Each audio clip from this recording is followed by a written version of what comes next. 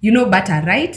For many of us, that name brings memories of the first day at school. You know those tough black shoes that survived rains, or the safari boots that trekked across dusty roads. But behind every pair is a story of factories, strategy, rumors, and reinvention. Today I'm walking you through Bata, Kenya, how it built itself, what it wrestled with, and why it still matters. Lace your shoes, let's go in. Bata was founded in 1894 by Thomas Bata in what we now call Czech Republic. It grew globally. In Kenya, Bata set roots in 1939, opening its base in Limuru, Kiambu County. The Limuru factory became the engine. You know, it was shaping shoes not just for Nairobi, but for towns all over Kenya. From day one, Bata sold shoes, safari boots, and everyday shoes. So many of us worked in Bata in primary school. Imagine the smell of new leather. You know, the stiffness of those soles. That memory alone anchors Bata in Kenyan homes. Bata Kenya is not just one brand. It operates several product lines. Power,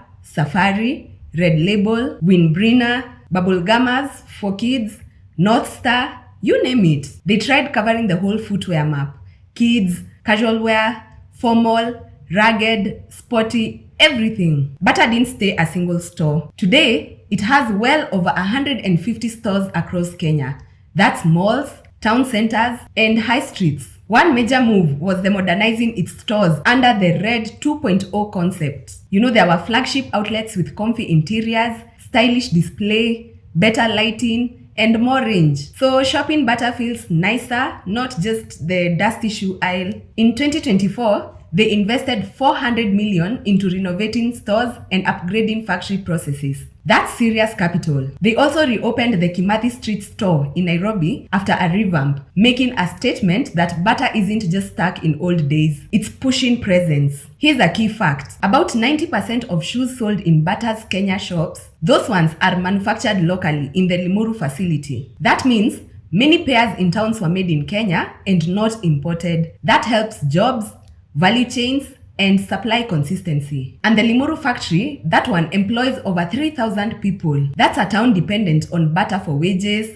livelihood, and families. Many of these people, they are not front of store. They're in stitching, sorting, packaging, quality control, and logistics. But you know, every brand has its dark corners. Bata had rumors. Social media would buzz Bata closing down. In 2023, some claimed that all stores would shut. Bata had to clarify that no, we are open and it's just a seasonal or maintenance shutdown. Then there was also a theft scandal. In 2023, it was reported that 2 Bata employees allegedly stole 15.5 million shillings worth of shoes. That's over 16,700 pairs of shoes. All that from one depot. That's not small.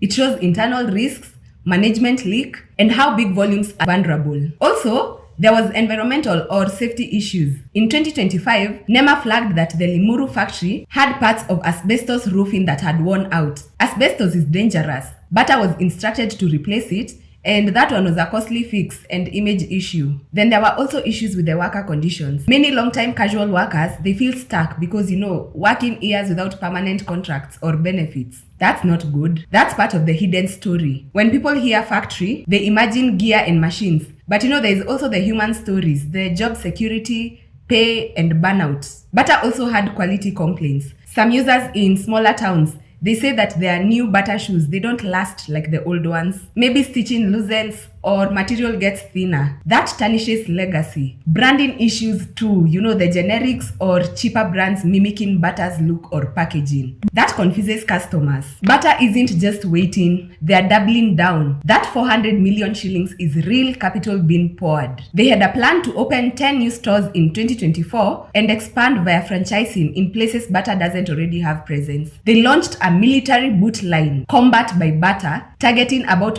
400,000 pairs annually. That's diversification into tougher territory. Their factory modernization isn't cosmetic. Upgrading machinery, improving efficiency, and trying energy savings so that electricity costs, which is huge, it doesn't kill margins. Now, their revenue mix depends. Casual shoes might have lower margins, Formal shoes, higher margins. So they push the ones that make more money. Also, export potential. If they can make for East Africa and export regionally, that's upside. They also work on marketing, making shoes cool, not just school shoes. Because if young people see Bata as outdated, sales drop in future generations. So yeah, that's it on Bata, and I hope you liked it, and I'll see you guys in the next one. And I keep appreciating everyone who encourages me. I read all your comments and they keep me moving.